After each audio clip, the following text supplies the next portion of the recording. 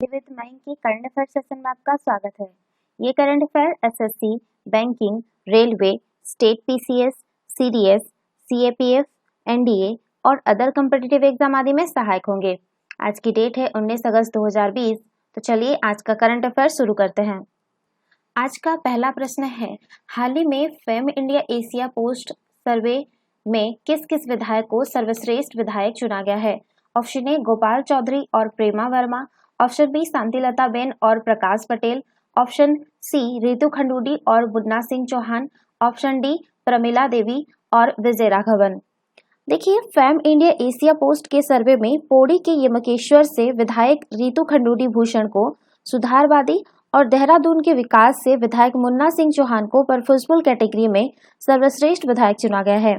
सर्वे में देश भर के विधायकों का अलग अलग स्तर पर मूल्यांकन किया गया, फिर इन्हीं में से 50 उम्दा विधायकों का चयन हुआ। यमकेश्वर के विधायक की मीडिया प्रभारी अलकेश कुकरेती ने बताया कि उत्तराखंड से इन 2 विधायकों का चयन फेम इंडिया एशिया पोस्ट 50 उम्दा विधायक 2020 सर्वे के आधार पर हुआ। इसके लिए फेम इंडिया एशिया पोस्ट की ओर से देश भर में विधायिकाओं में से लोकप्रियता, कार्यशैली, प्रतिबद्धता, सामाजिक सरोकार, प्रभाव, जनता से जुड़ाव, जनहित के कार्य व छवि के साथ शून्यकाल, ध्यानाकर्षण, प्रस्ताव प्रस्तुत, विधेयक, बहस, विधानसभा में उपस्थिति, विधायक निधि में खर्च आदि बिंदुओं के आधार पर 50 उम्दा विधायक चुने गए। इसके अलावा विधानसभा से उपलब्ध डाटा, जनता की राय, media report, social media activity सहित विभिन्न क्षेत्रों में प्रबुद्ध जनों की राय भी ली गई। विदित हो कि विधायक रितु खंडूडी उत्तराखंड के पूर्व मुख्यमंत्री मेजर जनरल भुवन चंद्र खंडूडी की पुत्री है। खंडूडी केंद्रीय सड़क एवं भूतल परिवहन मंत्री भी रह चुकी है, जबकि रितु पहली बार यमकेश्वर क्षेत्र से विधायक निर्वाचित हुई है। मुन्ना सिंह चौहान वर्ष 1991 और 1996 में चक्राता क्षेत्र से उत्तर प्रदेश विधानसभा के लिए चुने गए। इसके बाद वर्ष 2007 में वे उत्तराखंड विधानसभा पहुंचे और वर्तमान में देहरादून के विकासनगर क्षेत्र से विधायक है। तो इसका सही आंसर होगा ऑप्शन सी, रितु खंडूडी और मुन्ना सिंह चौहान। चलिए नेक्स्ट क्वेश्चन पर चलते हैं। बैंक चेकों के फर्जीवाड़े से बढ़ते मामलों को देखते हुए भारतीय रिजर्व बैंक ने निम्न में से कौन से व्यवस्था की परिकल्पना की है? ऑप्शन ए positive pay, option B online पे, ऑप्शन सी हैप्पी पे, ऑप्शन डी मैनेजमेंट पे। देखिए, बैंक चेक के माध्यम से फर्जीवाड़े से बढ़ते मामलों को देखते हुए भारतीय रिजर्व बैंक ने पॉजिटिव पे व्यवस्था की परिकल्पना की है। इस महीने की शुरुआत में हुए मौद्रिक नीति की समीक्षा बैठक में आरबीआई ने पॉजिटिव पे सिस्टम का ऐलान किया। यह व्यवस्था ग्राहकों को फर्जी चेक से होने वाली धांधली से निजात दिलाएगी। यह सिस्टम 50,000 रुपये या उससे ज्यादा की रकम के लेन देन पर लागू होगा। आरबीआई का मानना है ये व्यवस्था संख्या के लिहाज से 20% और रकम की मात्रा के लिहाज से 80% लेन देन का कवर कर लेगा। इस व्यवस्था के बारे में आरबीआई जल्द दिशा निर्देश जारी करेगी। बात करें पॉजिटिव पे की, तो यह एक प्रकार का ऑटो केस मैनेजमेंट सर्विस है जो चेक से संबंधित धांधली की जांच करता है। इसमें बैंक उस चेक को जारी करने वाली संस्था या व्यक्ति और चेक प्राप्तकर्ता की सभी जानकारियों की जांच करता है। इस दौरान किसी भी स्तर पर किसी प्रकार की गड़बड़ी मिलने की हालत में वह चेक उसी को वापस कर दिया जाता है जिससे उसे जारी किया था। पॉजिटिव पे सिस्टम के तहत किसी थर्ड पार्टी को चेक जारी करने वाला व्यक्ति अपने बैंक को अपने चेक का डिटेल भी भेजेगा। भारत में अभी आईसीआईसीआई बैंक ही इस प्रकार की सेवा मुहैया करा रहा है। बैंक ने वर्ष 2016 में ही एक ऐसा यह सेवा लॉन्च कर दी थी। तो इसका सही आंसर होगा ऑप्शन ए पॉजिटिव पे। चलिए नेक्स्ट क्वेश्चन पे चलते हैं। हाल ही में अमेरिका में डेमोक्रेटिक पार्टी की उपराष्ट्रपति पद की उम्मीदवार कमला हैरिस ने अपने चुनावी प्रचार अभियान के लिए निम्न में से किस भारतीय अमेरिकी को प्रेस सचिव नियुक्त किया है? Option A Rita Varnwal, option B Manisha Singh, option C Bimal Patel, option D Sabrina Singh. देखिए, कमला हैरिस ने अपने प्रचार अभियान के लिए भारतीय अमेरिकी सबरीना सिंह को प्रेस सचिव नियुक्त किया है। वो इससे पहले डेमोक्रेटिक राष्ट्रपति पद के 2 प्रत्याशियों की प्रवक्ता रह चुकी हैं। लॉस एंजलिस में रहने वाली सबरीना पहले डेमोक्रेटिक नेशनल कमेटी की प्रवक्ता थी। उन्होंने कहा अपना काम शुरू करने और नवंबर के चुनाव की जीत दर्ज करने को लेकर वो काफी उत्साहित है। इस बीच हैरिस की सलाह देने के लिए श्रीलंकाई अमेरिकी रोहिणी कोसालू को वरिष्ठ पद पर नियुक्त किया गया है। तो इसका सही आंसर होगा ऑप्शन डी सबरीना सिंह। चलिए नेक्स्ट क्वेश्चन पर चलते हैं। हाल ही में निधन हुए पद्म भूषण से सम्मानित पंडित जसराज किस क्षेत्र से जुड़े हुए थे?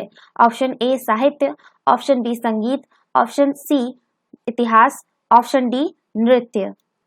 देखिए 90 वर्षीय जसराज ने सोमवार को अमेरिकी के न्यू जर्सी स्थित आवास में अंतिम सांस ली। उनका निधन हृदय गति रुकने के कारण हुआ। जसराज की बेटी ने ये जानकारी दी है। 28 जनवरी 1930 को हरियाणा के हिसार में जन्मे पंडित जसराज मेवाती घराने से ताल्लुक रखते थे। उनका परिवार 4 पीढ़ियों से शास्त्रीय संगीत की परंपरा को आगे बढ़ा रहा था। उनके पिता पंडित मोतीराम मेवाती घराने के संगीतज्ञ थे। बहुत छोटी उम्र में ही उनके पिता का निधन हो गया था। जसराज की शादी जाने माने फिल्म डायरेक्टर वी सातारामा की बेटी मधुरा सांतारामा से हुई थी। 8 दशक से अधिक के संगीतमय सफर में उन्हें पद्म भूषण, पद्म विभूषण, पद्मश्री आदि कई सम्मान मिले हैं। बात करें उनके एक पंडित जसराज के नाम पर एक ग्रह का नामकरण भी हुआ है। देखिए पिछले साल दिसंबर में सौर मंडल में एक ग्रह का नाम उनके नाम पर रखा गया है। यह सम्मान पाने वाले वो पहले भारतीय कलाकार थे। इंटरनेशनल एस्ट्रोनॉमिकल यूनियन ने माइनर प्लेनेट 2006 VP32 का नामकरण उनके नाम पर किया था, जिसकी खोज 11 नवंबर 2006 को हुई थी। यह ग्रह मंगल एवं बृहस्पति के बीच स्थित है। इस पर खुशी जताते हुए जसराज ने कहा था कि मैंने ऐसा सपने में भी नहीं सोचा था कि मेरे लिए इस ग्रह के लिए कोई संकेत भी है। मेरे गुरुओं ने मुझे आशीर्वाद दिया है। बृहस्पति को देवों का गुरु माना जाता है। तो इसका सही आंसर होगा ऑप्शन बी संगीत। चलिए नेक्स्ट क्वेश्चन पर चलते हैं। भारत और नेपाल के बीच तनाव पैदा होने के बाद पहली बार हुई उच्च स्तरीय वार्ता में भारत की मदद से नेपाल के द्वारा कौन सी नदी पर पुल बनाने के प्रस्ताव पर बातचीत हुई? तो इसका option A Trishuli, option B Mahakali, option C Gandak, option D Narayani. देखिए भारत और नेपाल के बीच हुई बैठक में भारत की मदद से नेपाल में रामायण सर्किट बनाने की परियोजना को तेजी से आगे बढ़ाने पर सहमति बनी है। वर्ष 2018 में पीएम नरेंद्र मोदी की नेपाल यात्रा पर इस पर सहमति बनी थी, लेकिन अभी तक खास प्रगति नहीं हो पाई है। यह भी उल्लेखनीय है कि पीएम ओली हाल के दिनों में भगवान राम के जन्मस्थल को लेकर विवाद खड़ा करने की कोशिश कर रहे थे। सोमवार को वर्चुअल तरीके से हुई इस बैठक में सीमा विवाद पर बात हुई है या नहीं, इस बारे में दोनों पक्षों ने चुप्पी साधी हुई है। वैसे यह बैठक विकास कार्यों की समीक्षा के लिए हुई थी, लेकिन इसमें महाकाली नदी पर भारत की मदद से पुल बनाने का प्रस्ताव पर बात हुई, जबकि इस नदी के एक हिस्से को लेकर ही दोनों देशों के बीच विवाद है। इसके अलावा नेपाल के तराई में 2 सड़क परियोजनाएं, अरुण 3 हाइड्रो पावर परियोजना, पंचमेश्वर मल्टीपर्पज पर प्रोजेक्ट, सिंचाई, पावर व ट्रांसमिशन लाइन से जुड़ी 10 परियोजनाओं के बारे में बात हुई। इसके अलावा मोतिहारी अमलेखगंज पेट्रोलियम पाइपलाइन को आगे बढ़ाने 2 रेल परियोजनाओं को संभवतः अध्ययन को लेकर भी दोनों पक्षों ने विमर्श किया। इनमें से कई परियोजनाओं का काम कोरोना की वजह से प्रभावित हुआ है। इसके बावजूद भारतीय प्रतिनिधिमंडल ने नेपाल को आश्वस्त किया है कि पीएम मोदी के निर्देश के मुताबिक हर परियोजना को समयबद्ध तरीके से पूरा किया जाएगा। तो इसका सही आंसर होगा ऑप्शन बी महाकाली नदी। चलिए नेक्स्ट क्वेश्चन पे चलते हैं। किसी विलुप्त प्राय प्रजाति के पुनरुत्थान की अब तक की सबसे सफल परियोजना किस प्रोजेक्ट को माना जाता है? Option A reintroduction project, option B south west live project, option C Bristol project, option D Cullen project. देखिए ब्रिटेन में 40 साल से गायब तितली आखिर बार रोडबोरो कॉमन इलाके में देखी गई है। वहां 150 साल से नजर नहीं आई थी। किसी विलुप्त प्राय प्रजाति के पुनरुत्थान की यह अब तक की सबसे सफल परियोजना री इंट्रोडक्शन प्रोजेक्ट मानी जा रही है। इस प्रजाति के पुनरुत्थान में गाय से लेकर चींटी तक कई जीवों ने अहम भूमिका निभाई है। दुनिया भर में लॉर्ड्स ब्लू नाम की प्रजाति की तितलियां विलुप्त प्राय है। दशकों तक ब्रिटेन में गायब रहने वाले ये अब दिखाई दी है। इसके लिए 5 साल तक कड़ी मेहनत की गई और प्रकृति के हिसाब से पूरा ताना बना रचा गया। माना जा रहा है कि यह दुनिया भर में किसी कीड़े की प्रजाति की सफलता से दोबारा पनपने का यह पहला मौका है। पिछले साल ब्रिटेन के ग्लास्टोशेयर के रोडबोरो कॉमन इलाके में जैव विविधता केंद्र पर लॉर्ड्स ब्लू तितली के 1100 लार्वा छोड़े गए थे। तितली के कैटरपिलर को स्वीडन से एक इकोलॉजिस्ट की कैंपर वैन में लाया गया था। इस जगह को 5 साल तक तितलियों के रहने लायक जगह के तौर पर विकास किया गया था। आखिरकार मेहनत सफल हुई और 150 साल बाद कॉट्सवॉल्ड की पहाड़ियों पर करीब 750 से नजर आई, जिन्हें देखकर पर्यावरणविद बेहद खुश हुए। ग्लास्टोशेयर में इन कारनामों को देखकर दिखाने के लिए प्रोफेसर जेरेमी थॉमस और डेविड सिमकॉक्स की कई साल की मेहनत है। इस तितली से लार्वा के बनने के लिए लाल चींटी मिर्मिका सबुलेती की बड़ी भूमिका है। इसलिए पहले ऐसा मैदान बनाया गया जहां ये चींटी पनप सके। इसके लिए वहां गायें लाई गई जिनके चरने से खास घास पैदा हुई और चींटियां पनपने लगी। ये चींटियां ही लार्वा को अपना समझकर अपने साथ रखती है और पालती है। यह तितली इतनी महत्वपूर्ण है, इसका उदाहरण ब्रिटेन के ब्रिस्टन शहर के एक मुकदमे के सामने आया। कुछ साल पहले ब्रिस्टल में हत्या का एक अजीबोगरीब मामला सामने आया, जिसमें अदालत ने 57 साल के एक व्यक्ति को दुर्लभ प्रजाति की 2 तितलियों की हत्या का दोषी माना। ये तितलियां थी लॉर्ड्स ब्लू प्रजाति की। तो इसका सही आंसर होगा option A, reintroduction project. चलिए नेक्स्ट क्वेश्चन पे चलते हैं। संयुक्त राष्ट्र महासभा द्वारा किस वर्ष को बाल श्रम के उन्मूलन के लिए वर्ष घोषित किया गया है? Option A 2023, option B 2025, option C 2021, option D 2026। देखिए, हाल ही में अंतर्राष्ट्रीय श्रम संगठन के बाल श्रम के सबसे विकृत स्वरूप पर कन्वेंशन, जिसे कन्वेंशन नंबर 182 के रूप में भी जाना जाता है, को किंगडम ऑफ टोंगा की पुष्टि के बाद सार्वभौमिक अनुसमर्थन प्राप्त हो गया। बात करें सार्वभौमिक अनुसमर्थन की, तो इसका अर्थ है किसी संगठन के सभी सदस्यों द्वारा अनुसमर्थन प्राप्त होना। कन्वेंशन नंबर 182 को अंतर्राष्ट्रीय श्रम संगठन के सभी 187 सदस्यों ने अनुसमर्थन प्राप्त हो गया है। बात करें बाल श्रम की, तो आईएलओ द्वारा बाल श्रम को ऐसे कार्य के रूप में परिभाषित किया गया है जो बच्चों को उनके बचपन, उनकी क्षमता और उनकी गरिमा से वंचित करता है एवं जो उनके शारीरिक एवं मानसिक विकास के लिए हानिकारक है। कम विकसित देशों में 4 बच्चों में से 1 से अधिक बच्चे बाल श्रम में लगे हुए, जो उनके स्वास्थ्य एवं विकास के लिए हानिकारक माना जाता है। संयुक्त राष्ट्र महासभा द्वारा वर्ष 2021 को बाल श्रम के उन्मूलन के लिए वर्ष घोषित किया गया है। बात करें कन्वेंशन नंबर 182 की, तो इस सम्मेलन को वर्ष 1999 में जिनेवा के आईएलओ के सदस्य राज्यों की बैठक द्वारा अपनाया गया था। इसका उद्देश्य बच्चों को बाल श्रम से सबसे बुरे प्रभाव से बचाना है, जिसमें दास्ता, वेश्यावृत्ति, तस्करी, सशस्त्र संघर्ष से बच्चों की संलिप्तता एवं उनकी समग्र भलाई से जुड़े अन्य पक्ष शामिल है। तो इसका सही आंसर होगा ऑप्शन सी 2021। चलिए नेक्स्ट क्वेश्चन पे चलते हैं।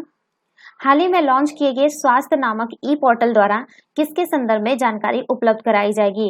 ऑप्शन ए स्वास्थ्य और सफाई, ऑप्शन बी पोषण और सुरक्षा, ऑप्शन सी सुरक्षा और सफाई, ऑप्शन डी स्वास्थ्य और पोषण। देखिए, 17 अगस्त 2020 को भारत सरकार के जनजातीय कार्य मंत्रालय ने कई पहलों की घोषणा की, जिनमें जनजातीय स्वास्थ्य एवं पोषण पोर्टल, स्वास्थ्य तथा पोषण पर ई न्यूट्रलाइजेटर आलेख, राष्ट्रीय प्रवासी पोर्टल और राष्ट्रीय जनजातीय फेलोशिप पोर्टल शामिल है। स्वास्थ्य नामक ई पोर्टल पहला ऐसा ई पोर्टल है जो एक ही प्लेटफॉर्म पर भारत की जनजातीय आबादी के स्वास्थ्य एवं पोषण संबंधी जानकारी उपलब्ध कराता है। स्वास्थ्य नामक ई पोर्टल विशेषज्ञता एवं अनुभवों के आदान प्रदान की सुविधा के लिए भारत के विभिन्न हिस्सों में से एकत्र की गई नवाचारी प्रक्रिया, शोध रिपोर्ट, अध्ययनों, श्रेष्ठ प्रक्रियाओं को साझा करेगा। तो इसका सही आंसर होगा ऑप्शन डी स्वास्थ्य और पोषण। चलिए नेक्स्ट क्वेश्चन पे चलते हैं। हाल ही में भारत सरकार ने फेसबुक के साथ मिलकर जनजातियों को डिजिटली सशक्त बनाने के लिए कौन सा कार्यक्रम चलाया है? Option A aim, option B goal, option C tech, option D info. देखिए, भारत सरकार के जनजातीय कार्य मंत्रालय ने के तहत फेसबुक के साथ भागीदारी में चलाया गया गोल कार्यक्रम के माध्यम से जनजातीय कार्य मंत्रालय का उद्देश्य देश में 5000 जनजातीय युवाओं को सलाह देना और उन्हें अपने समुदाय के लिए ग्राम स्तर के डिजिटल युवा नेता बनने में मदद करना है। तो इसका सही आंसर होगा ऑप्शन बी गोल। चलिए, गोल का अगर आप फुल फॉर्म देखेंगे तो going online as leaders programme इसका फुल फॉर्म है। ठीक है, तो इसका सही आंसर होगा ऑप्शन बी। चलिए नेक्स्ट क्वेश्चन पे चलते हैं। भारत में बालक एवं बालिकाओं की विवाह की न्यूनतम आयु को किस अधिनियम के द्वारा 21 और 18 वर्ष निर्धारित किया गया था? ऑप्शन ए सखी अधिनियम, ऑप्शन बी कल्पना अधिनियम, ऑप्शन सी शारदा अधिनियम, ऑप्शन डी तनवीर अधिनियम। देखिए, लड़कियों की विवाह हेतु न्यूनतम आयु औपनिवेशिक काल से सर्वप्रथम 1880 में भारतीय दंड संहिता के तहत यह प्रावधान किया गया कि 10 वर्ष से कम आयु की लड़की के साथ किसी भी प्रकार का शारीरिक संबंध अपराध माना जाएगा। समाज सुधारक हरविलास शारदा के अथक प्रयासों से बाल विवाह रोकथाम निरोधक अधिनियम 1929 पारित हो सका। इसलिए इस कानून को शारदा अधिनियम के नाम से भी जाना जाता है। इस कानून में महिलाओं और पुरुषों दोनों के विवाह की न्यूनतम आयु निर्धारित की गई। इस अधिनियम द्वारा 18 वर्ष से कम आयु के बालक तथा 14 वर्ष से आयु की बालिका को विवाह अवैध घोषित कर दिया गया। सन 1978 में शारदा अधिनियम में संशोधन करके शादी के लिए लड़की की न्यूनतम आयु 18 साल और लड़के की न्यूनतम आयु 21 साल तय कर दी गई। बाल विवाह निषेध अधिनियम 2006 में भी महिलाओं और पुरुषों के लिए विवाह की न्यूनतम आयु क्रमशः 18 और 21 वर्ष निर्धारित की गई। इसके अंतर्गत उन लोगों के विरुद्ध कठोर उपाय किए गए जो बाल विवाह की अनुमति देते हैं और इसे बढ़ावा देते हैं। तो इसका सही आंसर होगा ऑप्शन सी, शारदा अधिनियम। तो ये थे आज के करंट अफेयर। वीडियो पसंद आए तो लाइक, शेयर और कमेंट करना ना भूलें। साथ ही साथ चैनल को सब्सक्राइब करना ना भूलें। Thanks for watching. Have a nice day. Take care.